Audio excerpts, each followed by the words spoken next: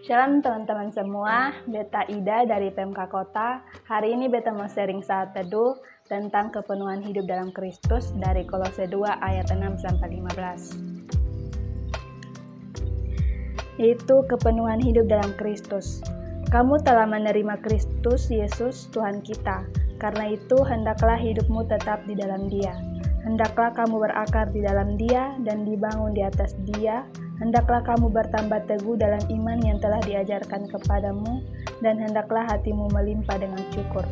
Hati-hatilah supaya jangan ada yang menawan kamu dengan filsafatnya yang kosong dan palsu, menurut ajaran turun-temurun dan roh-roh dunia, tetapi tidak menurut Kristus. Sebab di dalam Dialah berdiam secara jasmania seluruh kepenuhan kealahan, dan kamu telah dipenuhi di dalam Dia, dan Dialah kepala semua pemerintah dan penguasa. Dalam Dia kamu telah disunat, bukan dengan sunat yang dilakukan oleh manusia, tetapi dengan sunat Kristus, yang terdiri dari penanggalan akan tubuh yang berdosa, karena dengan Dia kamu dikuburkan dalam baptisan, dan di dalam Dia kamu turut dibangkitkan oleh kepercayaannya kepada kerja kuasa Allah, yang telah membangkitkan Dia dari orang mati. Kamu juga meskipun dahulu mati oleh pelanggaranmu dan oleh karena tidak disunat secara lahiriah, telah dihidupkan Allah bersama-sama dengan Dia sesudah Ia mengampuni segala pelanggaran kita, dengan menghapuskan surat hutang yang oleh ketentuan-ketentuan hukum mendakwa dengan mengancam kita, dan itu ditiadakannya dengan memakukannya pada kayu salib. Ia telah melucuti pemerintah-pemerintah dan penguasa-penguasa dan menjadikan mereka tontonan umum dalam kemenangannya atas mereka.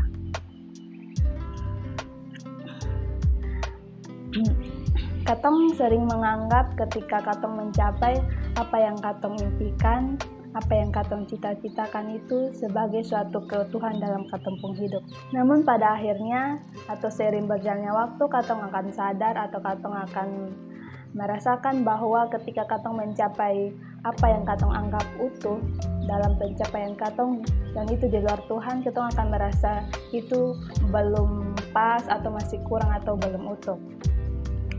Nah, untuk kepenuhan atau keutuhan hidup dalam Kristus itu dapat katong dapat ketika katong hidup di dalam Kristus.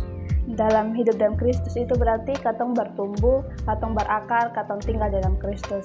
Seperti pada ayat yang ke-7, hendaklah kamu berakar di dalam Dia dan dibangun di atas Dia, hendaklah kamu bertambah teguh dalam iman, dan hendaklah hatimu melimpah dengan syukur. Jadi untuk ayat ini, untuk kata kerja berakar, berarti dia suatu metafora yang terus-menerus menerima asupan dari Yesus, seperti tanaman yang menyerap makanan, menyerap air untuk terus bertumbuh. Jadi kita hidup dalam Kristus berarti kita harus terus-menerus untuk mengenal Dia melalui firman-Nya untuk mendapat suatu keutuhan hidup dalam Kristus. Dan juga dengan keutuhan hidup dalam Kristus, kita tidak mudah ditawan oleh filsafat-filsafat yang kosong dari dunia ini. Seperti pada ayat yang ke-8, hati-hatilah supaya jangan ada yang menawan kamu dengan filsafatnya yang kosong dan palsu, menurut ajaran turun-temurun dan roh-roh dunia, tetapi tidak menurut Kristus. Jadi karena pengenalan kita yang terus-menerus akan Kristus akan membuat kita terus bertumbuh dalamnya dan iman kita menjadi teguh dalam Kristus. Mungkin kita pernah berusaha untuk mencari atau memperoleh kepenuhan hidup dari orang lain, namun kita harus ingat bahwa kepenuhan hidup itu atau keutuhan hidup itu hanya didapat oleh Kristus dan hanya dapat juga diberikan oleh Kristus. Itu melalui kematiannya, melalui kebangkitannya, melalui pengampunannya, dan melalui pemulihannya. Jadi hidup kita akan menjadi utuh ketika kita memberi diri kita untuk dibentuk olehnya, untuk mendapat suatu keutuhan hidup. Shalom.